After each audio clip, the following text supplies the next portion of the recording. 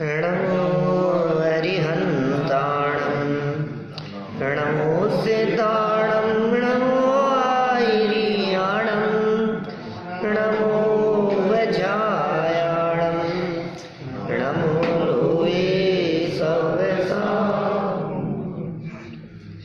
जिन स्वानुभूति से गिरी हम स्वानुभूति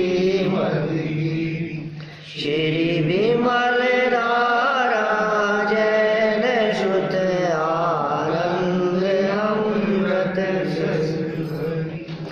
समता प्रवाह भावती रागादि विकल्प तोड़ के सरस्वती भाव बंधन दृष्टि निज में जोड़ के दृष्टि निज में जोड़ के। आचार्य कल्प पंडित प्रवर टोडरमल जी द्वारा लिखित यह रहस्यपूर्ण चिट्ठी है। इस रहस्यपूर्ण चिट्ठी में स्वानुभव दशा का यहाँ वर्णन चल रहा है। स्वानुभव दशा में अतीन्द्रिय आनंद कैसा होता है और उस अतीन्द्रिय आनंद का स्वरूप क्या होता है, उस अतीन्द्रिय आनंद के काल में इंद्रियों और मन की क्या स्थिति होती है, ये बात यहाँ चल रही है। अनुभव के काल में इंद्रियों का तो कुछ योगदान है नहीं, क्योंकि इंद्रियां तो स्पर्श रसगंध वर्ण आदि को ही जानने में प्रवृत्ति करती है और आत्मा वो इंद्रियों से पार है, वो आत्मा अतीन्द्रिय है। क्योंकि आत्मा अतीन्द्रिय है इसलिए वो इंद्रियों से पकड़ में आने जैसा नहीं है। जो अतीन्द्रिय हो वो इंद्रियों से कैसे पकड़ में आए, तो इंद्रियों से निरपेक्ष, ठीक है ना, इंद्रियों से पार। अब लेकिन प्रश्न ये खड़ा होता है कि उस अनुभव के काल में मन की क्या पोजीशन है। तो दो तरह के उल्लेख मिलते हैं, एक तरफ तो मन का योगदान बताते हैं और दूसरी तरफ ये कहते हैं कि मन का भी कोई योगदान नहीं है। तभी ये जो बात यहाँ कह रहे हैं पंडित जी साहब, ये मन के योगदान की बात कह रहे हैं। देखो आप पेज नंबर 344 पर इस स्वानुभव को मन द्वारा हुआ भी कहते हैं। अब मन से हुआ कि नहीं हुआ क्या कहें अपन। हम आपसे पूछते हैं कि आप जयपुर कैसे आए भाई साहब, तो बोले ट्रेन से आए। अब ट्रेन से आए जयपुर या ट्रेन छोड़ करके आए, छोड़ने पे आए, बोलो। अब दोनों बातें हैं ना, क्या कहेंगे। जब ये कहा जाता है कि ट्रेन से आए तो वो भी गलत नहीं है क्या, और जब ये कहा जाता है कि ट्रेन से तो आए हो लेकिन ट्रेन में बैठे रहते तो जयपुर नहीं उतरते, जयपुर नहीं पहुंचते क्या। माने जयपुर पहुंचने के लिए ट्रेन में बैठना भी होगा और ट्रेन से उतरना भी होगा। इसी पोजीशन को दो रूपों में कहा जा सकता है कि ट्रेन से आए यहाँ सूरत से यहाँ ट्रेन से आए या ट्रेन छोड़ कर आए, ट्रेन से उतर कर आए। बोलो, दोनों जवाब हुए ना। डॉक्टर साहब इसमें वो नाव वाला उदाहरण दे रहे हैं। हाँ, हम कर चुके हैं, बीच में हमने कही है वो बात भी। यही बात यहाँ है कि आत्मा का अनुभव मन से होगा या मन का विकल्प टूट जाने पर होगा, बस। तो कहा यदि मन का विकल्प टूट जाने की बात करते हैं, जैसा कि यहाँ कह रहे हैं, कहने वाले हैं, तो शिष्य प्रश्न ये करता है कि साहब फिर तो इसका मतलब मन की जरूरत नहीं है आत्मा के अनुभव के लिए। मन की जरूरत नहीं है ना। यदि मन की जरूरत नहीं है तो आत्मा का अनुभव असैनी पंचेंद्रिय तक जीवों को क्यों नहीं होता? मन नहीं है ना उनके। बोले साहब ये जो मन में जो सारे विकल्प उठते हैं ना, ये सब मन में उठते हैं, ये विकल्प करेंगे और ये शांत हो जाए, तो ये शांत हो जाए तो उसके शांत होगी जिसके होती है। क्या? एक इंद्रिय, दो इंद्रिय, तीन इंद्रिय, चार इंद्रिय, असैनी पंचेंद्रिय तक के जीवों के ये मन ही नहीं है, इसलिए मन पावे विश्राम वाली बात भी उनके हो नहीं सकती है। इसलिए आत्मा के अनुभव के काल में इस मन का बहुत बड़ा योगदान है और उस योगदान को देखकर अनेक स्थानों पर ऐसा भी कहा जाता है कि यह अनुभव मन जनित है, मन से हुआ भी कहते हैं। देखो क्या कहते हैं पंडित जी साहब यहाँ, तथा इस अनुभव को, कौन से अनुभव को जिसकी चर्चा पीछे कही है, जिस स्वानुभव की बात पीछे कही है, जिसमें कहा गया कि मति ज्ञान और श्रुति ज्ञान इंद्रिय मन से प्रवृत्ति करता हुआ बाह्य विषयों को ग्रहण करता था, अब बाह्य विषयों को न ग्रहण कर उपयोग अपने स्वरूप को जानने में ही प्रवृत्ता। ये बात कही ना पीछे। ऐसे स्वानुभव दशा में या ऐसे स्वानुभव को मन द्वारा हुआ भी कहते हैं, क्योंकि इस अनुभव में मति ज्ञान श्रुति ज्ञान ही है, अन्य कोई ज्ञान नहीं है। इस अनुभव के अंदर मति ज्ञान श्रुति ज्ञान के अलावा दूसरा तो कोई ज्ञान है नहीं। अवधि ज्ञान और मने परिय ज्ञान से तो स्वानुभव होता नहीं है, क्योंकि अवधि ज्ञान और मने परिय ज्ञान तो मात्र पुद्गल को ही जानने में निमित्त हैं, पर को ही जानने में निमित्त बनते हैं। आप सोचिए, जिन अवधि ज्ञान और मने परिय ज्ञान की हमारे को इतनी महिमा आती है, अवधि ज्ञान की चर्चा चलते ही हमें ऐसे लगने लगता है गजब है यार, अपने को हो जाए ऐसा अवधि ज्ञान तो मजा आ जाए, मुझे यदि हो जाए तो मैं तो राज करूं दुनिया पे। इस पंचम काल में हो सकता है कि नहीं हो सकता है? निषेध तो नहीं आया कहीं। इस पंचम काल में अवधि ज्ञान के निषेध की चर्चा तो नहीं है, बल्कि कुछ प्रमाण ऐसे भी मिलते हैं जिनसे यह स्पष्ट होता है कि हो सकता है। इस अवधि ज्ञान का क्षेयोपशम कुछ किंचित कदाचित किसी के हो सकता है, क्योंकि जो अर्ध कल्की और कल्की 500,000 वर्ष के अंतराल से होने का उल्लेख किया और ये कहा कि तत्समय में मौजूद रहने वाले भावलिंगी संत अवधि ज्ञान से इस बात को जान लेंगे, ऐसा उल्लेख किया है कि भाई ये कल्की है, धर्म को विध्वंस करने वाला है। अभी तो कितना सा काल बीता है यहाँ, पंचम काल चलते हुए, पंचम काल के अंत में भी अंतिम कल्की और उस कल्की के द्वारा जब भावलिंगी संत के आहार चर्या के दौरान टैक्स लगा दिया जाएगा, तो वे वीरांगज नाम के मुनिराज कब, आज से 18,500 वर्ष बाद वे वीरांगज नाम के मुनिराज सर्वश्री नाम की आरिका, अग्निदत्त नाम का श्रावक और पंगुश्री नाम की श्राविका, इनको बुलाकर बिल्कुल स्पष्ट निर्देश देंगे कि भाई 3 दिन बाद अपनी आयु समाप्त हो जाएगी और समाधि संलेखना पूर्वक वे जीवन पूरा करेंगे। उन्हें पता लग जाएगा अपने अवधि ज्ञान के माध्यम से कि क्या होने वाला है। वीरांगज नाम के मुनि हैं, अग्निदत्त नाम का श्रावक है, सर्वश्री आरिका और पंगुश्री नाम की श्राविका। तिलोय पंडिती में चारों के उल्लेख है, नाम उल्लेख 18,500 वर्ष बाद में जो होने वाले उनके नाम तक का उल्लेख है। बावलिंगी संत की चर्चा है। हाँ बिल्कुल हो सकता है। तो देखिए मैं ये कहना चाह रहा हूं आपको कि अवधि ज्ञान पंचम काल में हो सकता है। अच्छा, ये तो बहुत अच्छी बात कही आपने। तो कैसे होगा बताओ, हमें भी करना है।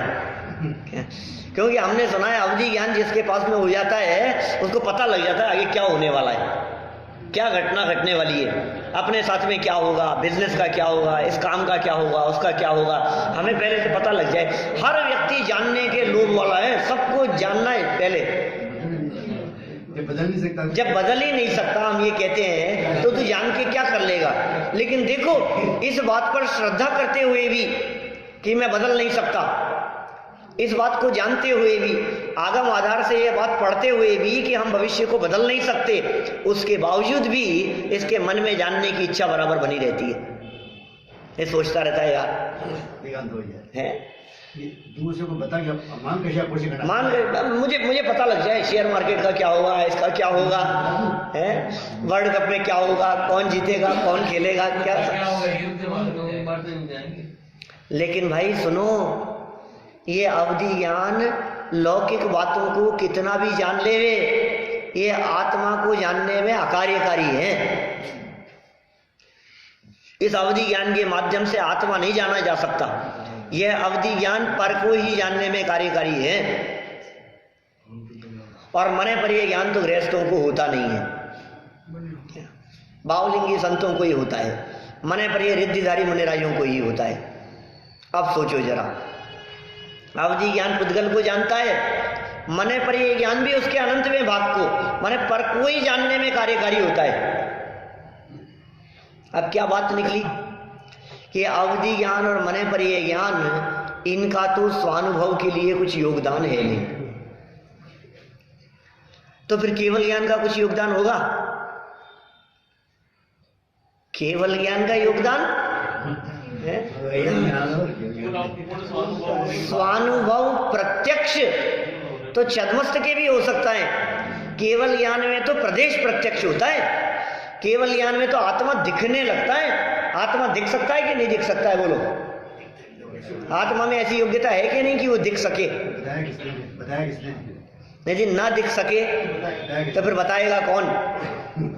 ना दिख सके तो ये बात कौन कहेगा कि उसमें इतने गुण हैं? तो वे गुण दिखते होंगे, केवल ज्ञानियों को दिखते हैं भाई।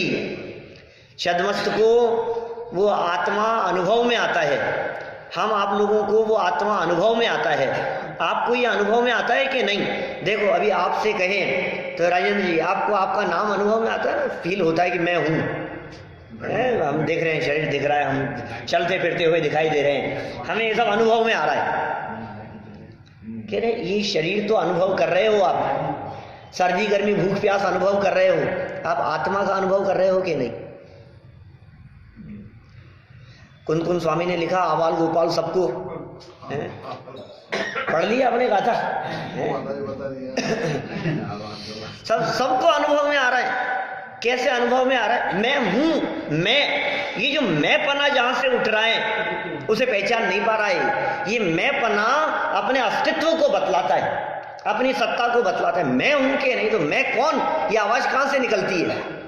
यद्यपि शब्द पौद्गलिक हैं, लेकिन मैं पने की जो अनुभूति, हुकार जहां से आ रहा है वही तो मैं हूं। बोलने वाला जानने वाला कौन? बोलने का के क्रिया का कर्ता पुद्गल, लेकिन जानने वाला जाननहार तत्व जो अंदर में बैठा हुआ है वो मैं हूं। वो अनुभव में आ रहा है कि नहीं? प्रति समय अनुभव में आते हुए भी जानकर अनजान क्यों हम बन गए हैं? अनुभव में आ रहा है, फील कर रहे हैं हम। सुख दुख का अनुभव कौन कर रहा है? ये शरीर सुख दुख का अनुभव करता है क्या? कौन कर रहा है सुख दुख का अनुभव? जीव करता है। वो चिता पर लेटाया हुआ शरीर, वो आग लगाने पर चिल्लाता होगा, रोता होगा, अरे क्या कर रहे हो, जल रहा हूं मैं, तड़पता होगा, तकलीफ होती होगी उसको, नहीं? क्योंकि जो अनुभव करने वाला था, जो फील करने वाला था, वो तो चला गया। इसका मतलब यह शरीर ठंडे गर्म का अनुभव नहीं करता। शरीर पे उष्णता लगने पर भी ये शरीर उष्णता का अनुभव नहीं करता, क्योंकि यदि ये उष्णता का वेदन करे, फील करे, तो मुर्दे को भी करना चाहिए। तो कौन कर रहा है? कि ये शरीर नहीं, अनुभव करने वाला इस शरीर के अंदर बैठा है, वो तत्व मैं हूं। नौकर्म से भिन्न की बात कही थी ना, यहां हमारी चलती नहीं है, वो मैं नहीं हूं। भिन्न अनुभव करो अपने आप को। ये स्वानुभव की चीज ये छद्मस्थ दशा में हो सकती है। कौन से ज्ञान से हो सकती है? मति ज्ञान और श्रुति ज्ञान से हो सकती है, अन्य ज्ञान नहीं है। यहाँ अवधि मने पर ये ज्ञान से हो नहीं सकता और केवल ज्ञान है नहीं। अब क्या करें? ज्ञान तो 5 ही है ना, मति श्रुतावधि मने पर ये केवलानी ज्ञानम। इन 5 ज्ञानों में कह रहे हैं अवधि और मने पर ये ज्ञान, इससे स्वानुभव हो नहीं सकता और केवल ज्ञान यहां है नहीं। अब क्या करें? तो कहा काम तो उसी से चलाना पड़ेगा जो है। तो क्या है तुम्हारे पास में? बोले मति श्रुति ज्ञान। तो मति श्रुति ज्ञान से हो जाएगा क्या सब काम? मति श्रुति ज्ञान तो बहुत छोटे से हैं, बच्चे हैं, इनसे कहिए हो जाएगा कि तुम परवाह मत करो, मति ज्ञान और श्रुति ज्ञान से स्वानुभव हो जाता है। ये समझा रहे हैं, देखो आप आगे।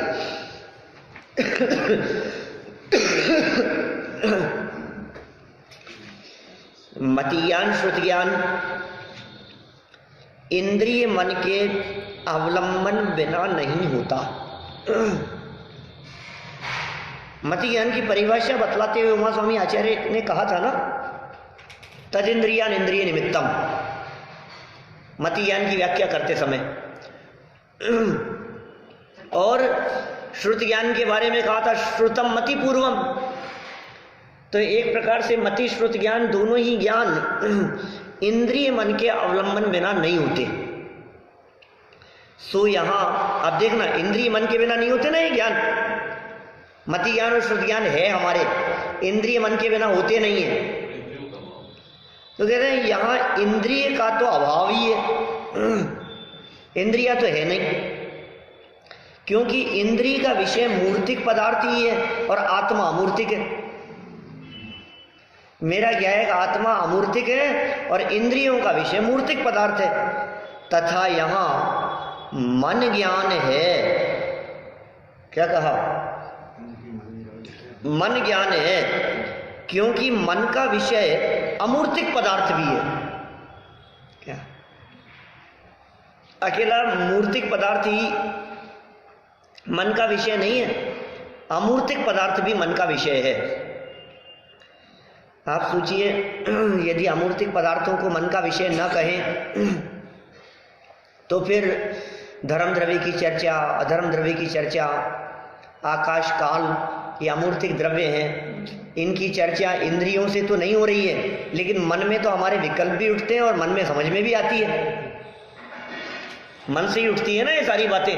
कौन गमन करने में सही होगी? वो धर्म द्रव्य। ये बात समझ में आ रही है कि नहीं? तो कहां से समझ में आई? बोलो, धर्म द्रव्य कैसे समझ में आएगा आपके? इंद्रियों से। धर्म द्रव्य को कैसे समझें? बहुत से लोग कहते हैं साहब हमारे को धर्म द्रव्य समझ में नहीं आता, हम नहीं मानते। हम कैसे माने धर्म द्रव्य को? ऐसा दिख सकता है, वो मन से दिखेगा, लेकिन तर्क से दिखेगा। तर्क करना, देखो युक्ति, प्रमाण, तर्क, न्याय, ये सब श्रुति ज्ञान का काम है। और श्रुतम इंद्रिय से वो मन जनित है। श्रुति ज्ञान का काम मन से भी होता है। सब आ गए ना। मति ज्ञान और श्रुति ज्ञान का संबंध सर्व द्रव्यों के साथ में है, लेकिन सारी पर्यायों के साथ में नहीं। इसका मतलब मति श्रुति ज्ञान के माध्यम से हम अन्य द्रव्यों को भी जान सकते हैं। इंद्रिय से नहीं जानेगा, लेकिन समस्या ये है मन के अवलंबन के बिना नहीं जान पाएगा। मुझे कोई बतला दो धर्म द्रव्य की क्या जरूरत है? मुझे तो समझ में नहीं आता धर्म द्रव्य की क्या जरूरत है। धर्म नहीं, धर्म द्रव्य। धर्म द्रव्य जानते हैं ना सर? हाँ, जो चलने में सहायक होता है, ऐसे द्रव्य की क्या जरूरत है? धर्म द्रव्य नहीं हो तो नहीं चल सकते। हमने तो कभी ऐसा फील नहीं किया कि धर्म द्रव्य कोई होगा। आप कैसे चलते? हम तो धर्म द्रव्य से नहीं, अपने पैरों से चलते हैं। अच्छा, आप अपने पैरों से चलते हो? अच्छा, तो आपके पैर तो अभी भी हैं, आप चल क्यों नहीं रहे हो? कि नहीं नहीं, इच्छा होगी तो चलेंगे क्या? तो फिर एक बात बताओ, आप पैर से चलते हो कि इच्छा से चलते हो? अब आप कहोगे यार कैसी बात कर रहे हो आप, क्या? क्योंकि देखो पैर से चलते हो तो पैर हैं, गमन होना चाहिए। तो आपने कहा नहीं नहीं इच्छा नहीं है इसलिए नहीं चल पा रहे हैं, इच्छा होगी तो चलेंगे। लेकिन भाई यदि आप इच्छा से चलते हो तो हम ये कहेंगे जब आपके टाइफाइड हो गया है, जब बुखार में आपके वीकनेस बहुत ज़्यादा आ गई या पैरालिसिस हो गया है, टाइफाइड से उठे हैं, 2 महीने से बिस्तरों पर थे, चल नहीं पा रहे हैं, अब आपकी चलने की इच्छा तो है, फिर चल क्यों नहीं पा रहे हो आप? इच्छा भी है और पैर भी है, तो आप क्या कहते हो? शक्ति नहीं है, ताकत नहीं है थोड़ी। सात्विक का पाँव सो गया था, बोलो, इच्छा भी है पैर भी है, लेकिन तकलीफ क्या है? शक्ति नहीं है साहब। आप ये कहते हो साहब पैरों में थोड़ी ताकत नहीं है, अभी चला नहीं जाता, तो आप ताकत से चलते हैं मतलब है? और ताकत भी हो क्या तो भी चलने में सहयोगी कौन है ये बताओ आप? सहयोगी कोई ना कोई चाहिए, किसी के सहयोग के बिना गमन नहीं होता। कोई एक ऐसी वस्तु चाहिए जिस वस्तु के सहयोग से गमन हो सकता हो। तो कहा साहब देखो चलने में सहयोगी की जब आप बात करते हो ना, तो ये सारी चीजें तो चाहिए ही, इच्छा भी चाहिए, पैर भी चाहिए, विकल्प भी चाहिए, शक्ति भी चाहिए, लेकिन गमन करने में एक हवा है जो सहयोगी होती है। जैसे देखो आप, हमें ये बात समझ में आती है, तर्क से भी समझ में आती है, छोटे छोटे से बच्चे दवाई नहीं ले रहे होते हैं, जबरदस्ती उनके मुंह में डाल दो और नाक मुंह बंद कर दो तो वो हवा के साथ, श्वास के साथ में, हवा के साथ में पेट में चली जाएगी ना वो, मतलब वो हवा की वजह से, वो उस फ्लो की वजह से वो चीज, उसमें मूवमेंट उस वजह से होता है। लेकिन भाई प्रश्न ये खड़ा होता है फिर हमारे दिमाग में कि यदि आप चलने में सहयोगी हवा को मानेंगे तो हमारा प्रश्न यह है कि हवा को चलने में कौन सहयोगी है?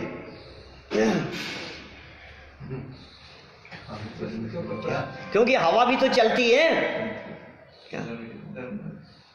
अच्छा यदि आप फिर किसी वस्तु की बात करोगे कि वो चलती है तो फिर हम ये कहेंगे उसको चलने में कौन सहयोगी है क्या? उसके ऊपर सवाल खड़ा हो जाएगा। इसलिए चलने में सहयोगी के रूप में आपको किसी ऐसी वस्तु को मानना पड़ेगा जो स्वयं तो न चलती हो और चलने में सहायक हो। समझ में आ रही है ना बात? क्योंकि स्वयं चलती होगी फिर उसके चलने में कौन कारण होगा?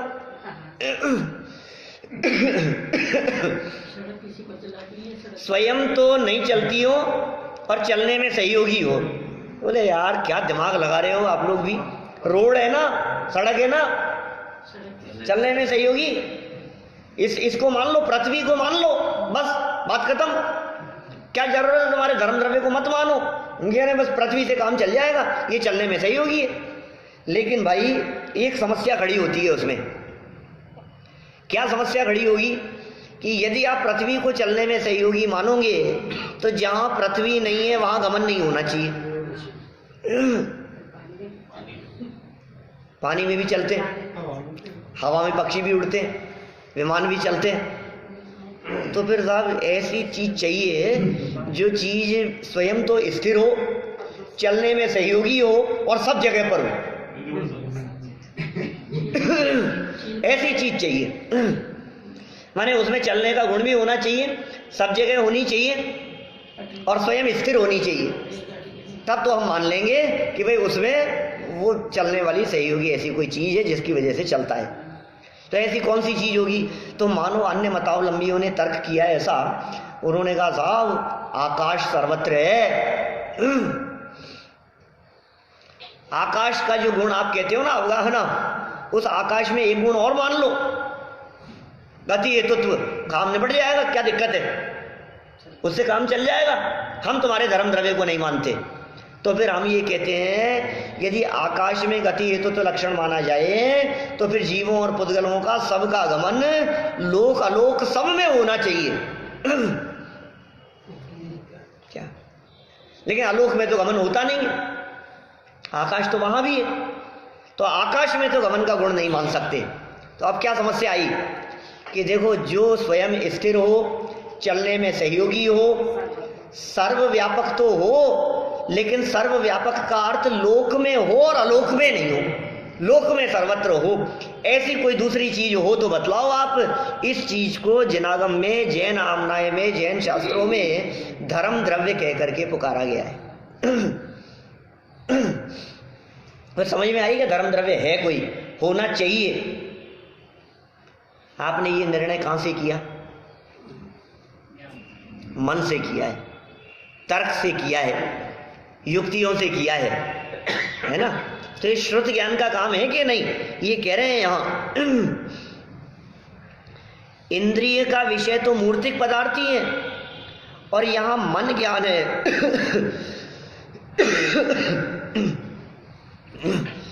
क्योंकि मन का विषय अमूर्तिक पदार्थ भी है।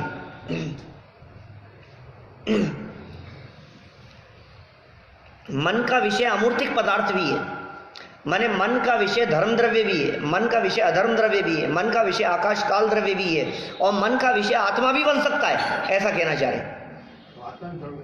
इसलिए यहां मन संबंधी परिणाम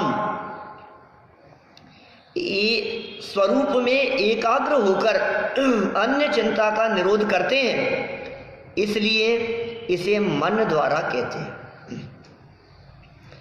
मन में उठने वाली सर्व तरंगे, सर्व संकल्प, सर्व विकल्प, जिन्हें चिंताएं कह करके पुकारा यहां, वे जहां निरोध को प्राप्त हो जाते हैं, जहां रुक जाते हैं मन के द्वारा उठने वाले, इसलिए इसे मन द्वारा कहते हैं। और सिद्धांत में ऐसा कहा, एकाग्र चिंता निरोधो ध्यानम। ध्यान की परिभाषा, उत्तम संगननस्य एकाग्र चिंता निरोधो ध्यान अंतर मुहूर्तात्। ये ध्यान की परिभाषा कही ना उमा स्वामी आचार्य ने। एकाग्र चिंता निरोध, एक को अग्र करके, चिंता मतलब उसके अतिरिक्त अन्य सर्व विकल्पों का शमन, इसको कहा ध्यानम। ध्यान कह करके पुकार। ऐसा ध्यान का भी लक्षण ऐसे अनुभव दशा में संभव है।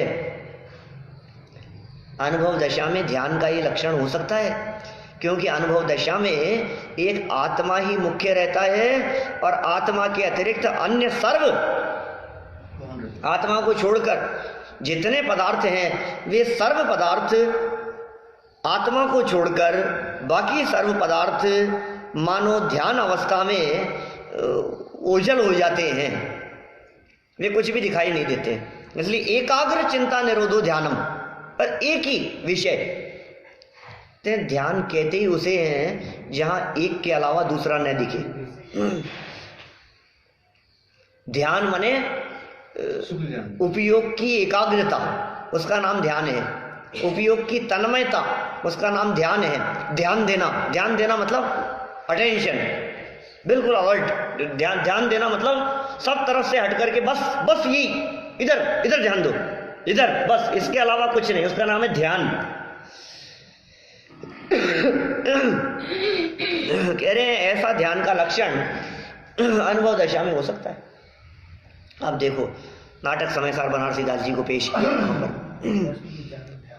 क्या कह रहे हैं? तथा समय सार नाटक के कवित्व में कहा है। समय सार नाटक,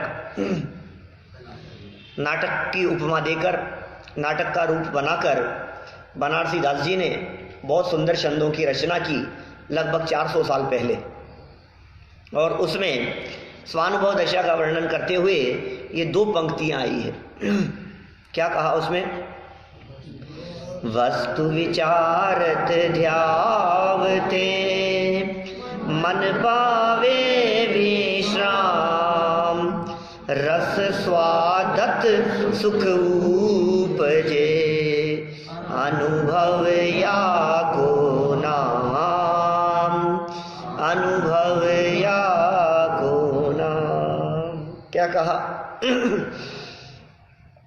वस्तु विचारत, कौन सी वस्तु का विचार? कौन सी वस्तु के विचार की बात करेंगे? आत्म वस्तु। विचारत और ध्यावते, दो शब्दों का प्रयोग है। विचार और फिर ध्यान। विचार में अनेक तरंगें उठेगी और ध्यान में एक ही अग्र होगा। जब विचार चलेंगे आत्म वस्तु के संदर्भ में, आत्मा कैसा है, आत्मा का स्वरूप कैसा है, आत्मा को कैसे जाने, आत्मा के गुण धर्म शक्तियों के संदर्भ में, उसके असंख्यात प्रदेश, उसके अनंत गुण, उसके अनादि अनंत अनंत अनंत पर्याय, ज्ञान दर्शन सुख वीर्य चारित्र, द्रव्य गुण पर्याय, द्रव्य क्षेत्र काल भाव से, अस्तित्व आकार अवस्था असलियत चौका, कौन कहाँ कब कैसे, चार क चार ये जो चौका है, उस चौके से विचार करो आत्म वस्तु कैसी है, पर में मेरा क्या है और मुझ में पर का क्या है।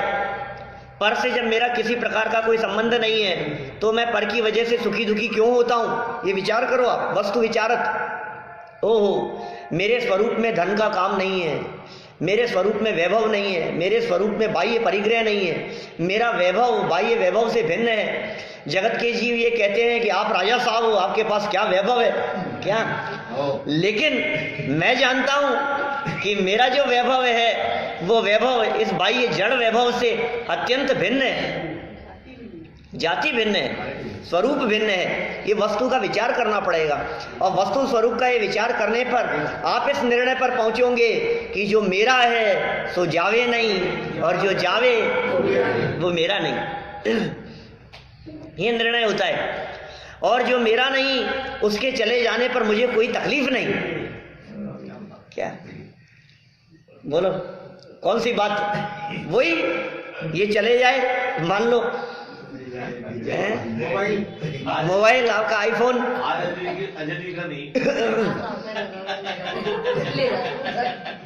किस किस को तकलीफ होती है? तकलीफ किसको होगी? यहाँ जो ये रखे हैं फोन, जो रखे हैं दो चार यहाँ पर, इन फोनों के चले जाने पर किस किस को तकलीफ होगी?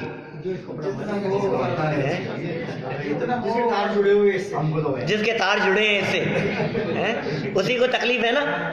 और जिसने ये मान रखा है कि ये मेरा नहीं है, क्या जो इसे अपना नहीं समझता उसे तकलीफ, बोले उसे तकलीफ भी नहीं। तो ये वस्तु विचारत ध्यावते में ये सारी बातें लागू होगी। आपको ये निर्णय करना पड़ेगा, आपको ये विचार करना पड़ेगा। पर द्रव्यंते भिन्न, आप में रुचि, ये स्वानुभव की विधि चल रही है। तो ये जो पर द्रव्यंते भिन्न वाली जो बात है, ये बहुत मार्मिक बात है। इसके लिए कह रहे हैं वस्तु विचारत। वस्तु का विचार करो, आत्म वस्तु का विचार करो, निज का विचार करो और पर का विचार करो। और पर का विचार करके अपने आप को पर से भिन्न जानो। ये वस्तु विचारत, आत्म स्वरूप के संदर्भ में विचार चल रहे हैं। मैं हूं कौन, ये विचार चल रहा है।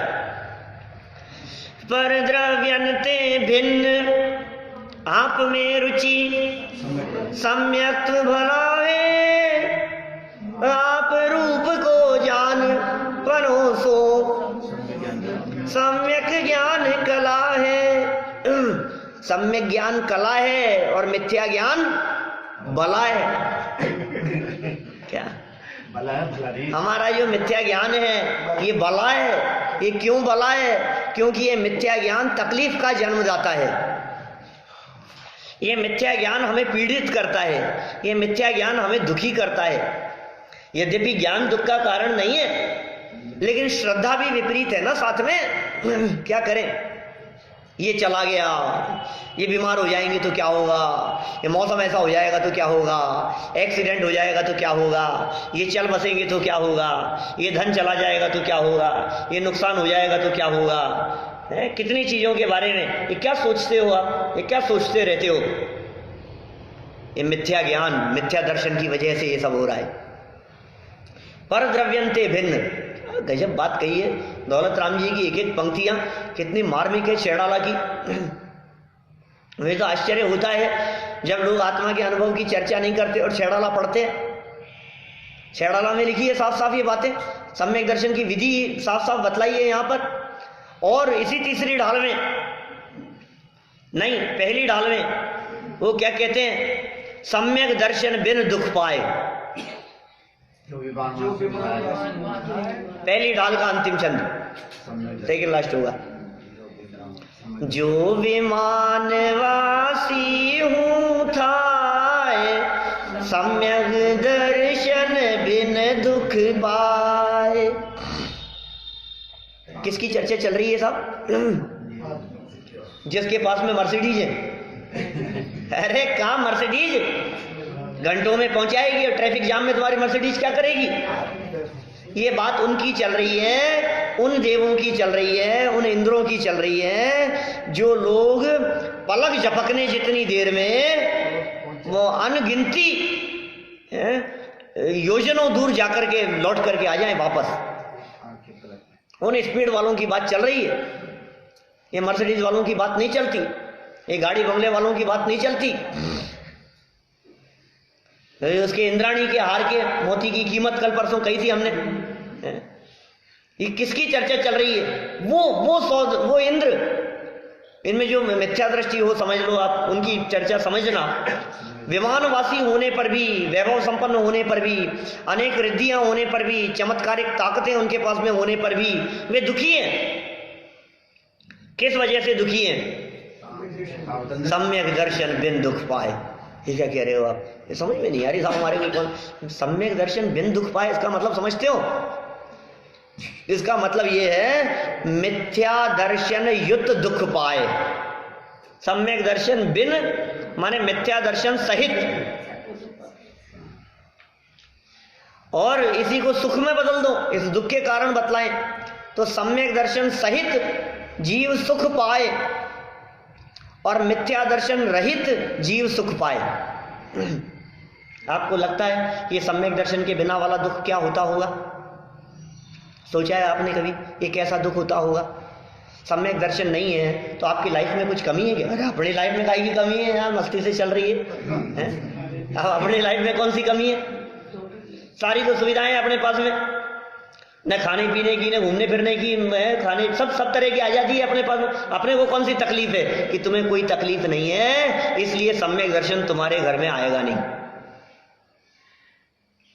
तो जिस पे संकट हो उसके जीवन में आए ना सम्यक दर्शन। तो तुम्हें कोई तकलीफ ही नहीं है, तुम्हें जरूरत ही नहीं है सम्यक दर्शन की। तुम करोगे क्या सम्यक दर्शन करने? वैसे ही सुखी हो। जो व्यक्ति सुखी है उसको सम्यक दर्शन की जरूरत क्या है? और जिसको सम्यक दर्शन की जरूरत नहीं है, तो सम्यक दर्शन इतना निठल्ला नहीं है जो जबरन तुम्हारे घर घुस जाए। क्या? अरे भाई, संसार के दुख जिसे दुख रूप लगते हो, क्या विषय भोग जिसे जंजाल लगता हो, अशुभ भाव तो जिसे कष्ट रूप लगते ही हो, शुभ भाव भी जिसके लिए अत्यंत कष्टकारी दिखाई देते हो, अत्यंत पीड़ा जिसको शुभ भावों के काल में भी लगती हो, शुभ भावों का रूप परिणमन भी जिसे भयंकर भट्टी की तरह जलाता हो। क्या जुलसा है मेरा अंतस्थल, ऐसी पंक्तियां जिनके हृदय से निकलती हो उन्हें सम्यक दर्शन की प्राप्ति होती है। वे पात्र जीव हैं। शुभ और अशुभ की ज्वाला से झुलसा है मेरा अंतस्थल। किसकी ज्वालाओं से? किसको ज्वालाएं कह रहे हैं? अशुभ को, पाप को, पुण्य को भी। क्या क्या बात कर रहे हैं, बोलो आप। शुभ और अशुभ की ज्वाला से झुलसा है जिनका अंतस्थल। अरे मेरा कहाँ झुलस रहा है? क्या जिनको वो झुलसने वाला दिखाई देता है वे पात्र जीव हैं, वे सम्यक दृष्टि जीव हैं, वे वेद विज्ञानी होते हैं। जिनको उसमें झुलसना दिखता है, शुभोपयोग की भट्टी में जलकर एक एक पंक्तियां लिखी है वीतरागी संतों ने।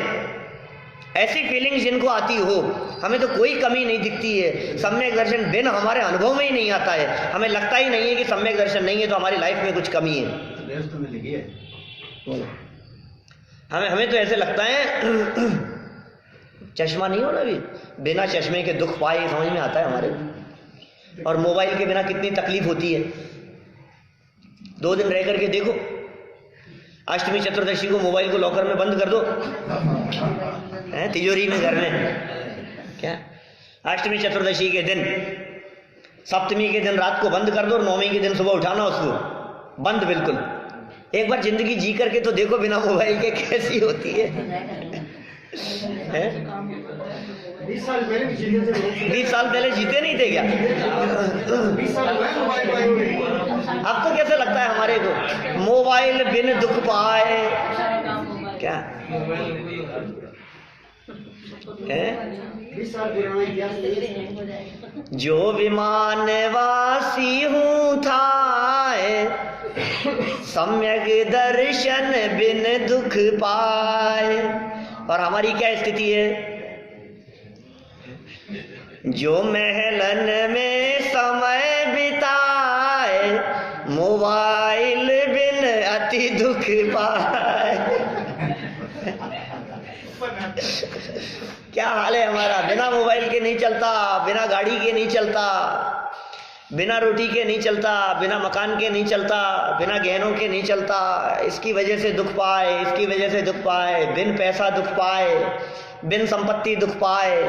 सब चीजें हमारे समझ में आती है। अरे भाई, ये सब ना हो उसके बावजूद भी हमारे मुनिराज महासुखी हैं, ये तुझे क्यों नहीं दिखता है क्या? इनके बिना भी वे सुखी हैं, लेकिन सम्यक दर्शन बिन जो दुख है वो दुख क्यों नहीं समझ में आता है? ये नहीं समझ में आ रहा है, इसलिए स्वानुभव की चर्चा कर रहे हैं। एक्चुअल में ये उस आनंद की चर्चा कर रहे हैं जो आनंद इंद्रियों से बहुत अलग हटके है। ये अतीन्द्रिय आनंद की चर्चा कर रहे हैं। अभी जिसने इंद्रियों विषयों के अंदर ही सुख मान रखा हो, उसे ये बातें समझ में नहीं आती। उसे तो वही तकलीफ दिखती है। आंखें खराब हो गई, बहुत तकलीफ पा रहा हूँ, कान खराब हो गए, बहुत तकलीफ पा रहा हूँ, घुटने दर्द हो गए, मैं तो इसके बिना तो बहुत तकलीफ पा रहा हूँ, मैं तो दांतों बिन दुख पाए है। ये तो समझ में आता है हमारे को, तुम्हें सब समझ में आ रहा है। और 3 दिन पानी नहीं आए घर में तो पानी बिन दुख पाए, समझ में आता है। बिन पानी सब सून है, बिन पानी सब सून। लेकिन भाई ये क्या कह रहे हैं? वस्तु विचारत, विचार करो वस्तु का, वस्तु स्वरूप का विचार करो।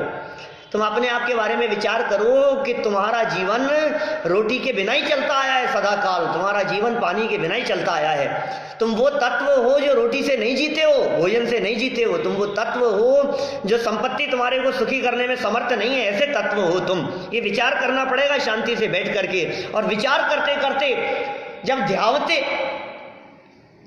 अकेले विचार परंपरा में नहीं, क्योंकि विचार करते करते जब हमारा उपयोग एक ही में तन्मय होगा तो कहलाएगा ध्यावते। वस्तु विचारत ये सविकल्प दशा चल रही है, और ध्यावते ये एक को आग्रह किया, एकाग्र, और फिर मन पावे विश्राम, ये हो गया चिंता निरोधस, चिंताओं का निरोध यहां हो गया। कहते हैं फिर क्या होगा? अरे फिर तो होगा क्या, फिर तो उछलेगा तू, ऐसा आनंद आएगा, समाएगा नहीं। वो ऐसा आनंद है, अंतर में आनंद आज ना समाए, ऐसा आनंद है। रस स्वादत सुख उपजे, रस होगा, स्वाद होगा, सुख उत्पन्न होगा। कहते हैं ऐसी अवस्था को अनुभव कहा जाता है। इस अवस्था का नाम स्वानुभव है। अनुभव या को नाम, इस अवस्था का नाम अनुभव है। ये अवस्था जिस दिन हो जाएगी उस दिन सब भूल जाओगे आप। रस नीरस हो जात तत्क्षण, अक्ष विषय न सुहावे, जब निज आत्म अनुभव आवे। अनुभव की महिमा ही कुछ और है। स्वानुभव की महिमा की बात चल रही है, और टोडरमल जी ने कह दिया पीछे। आप थोड़ा सा चेहरा आपका प्रसन्न दिखना चाहिए क्या? क्योंकि टोडरमल जी ने ये कहा है कि ये चर्चा जो सुन रहे हैं वो बहुत भाग्यशाली है। क्या सर्टिफिकेट दिया है उन्होंने अपने पास में सर्टिफिकेट है। धन्य है वे जीव जो इस पंचम काल में स्वानुभव की चर्चा भी करते हैं। भाग्यशाली हैं वे जीव जिनको ये चर्चा सुहाती है, जिनको ये बातें पसंद आती है, जिनको इन बातों को सुनने में अत्यंत उत्साह दिखाई देता है, जिनके चेहरे लटकते हैं। ये चर्चा उनके लिए नहीं है। क्या ये अलर्ट होकर के सुनने के लिए है? सावधान, जीवन मौत का प्रसंग है।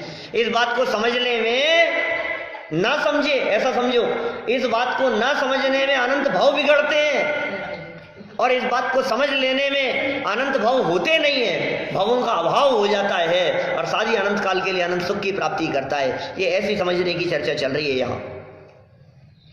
वस्तु विचारत ध्यावते मन पावे विश्राम, रस स्वादत सुख उपजे अनुभव या को नाम, अनुभव या को नाम। क्या बहुत सुंदर पंक्तियां हैं। अभी ये जो प्रक्रिया बतलाई है, अभी इसके बारे में कई मर्म खोलने वाले हैं पंडित जी साहब, लेकिन मैं तो सिर्फ इतना आपको कहना चाहता हूं, पूरी सभा से इतना निवेदन करना चाहता हूं मैं कि ये जो अनुभव जिसका नाम कहा है, उस अनुभव के लिए, सुख उत्पन्न होने के लिए, रस स्वागत इसका अनुभव करने के लिए मन पावे विश्राम चाहिए, और मन विश्राम प्राप्त करने के लिए ध्यावते, और ध्यावते के लिए विचारत, तो अपनी अनुभव की स्थिति प्रकट करने के लिए ये विचारत यहां से शुरू करो, और 23 घंटे विचार करना, और विचार करोगे तो ध्यान भी होगा, और ध्यान होगा तो फिर अल्पकाल में मन विश्राम को भी प्राप्त करेगा, और मन विश्राम को प्राप्त करेगा तो अनुभव भी होगा। सबको ऐसा अनुभव हो, इसी भावना से बात को विराम देता हूँ।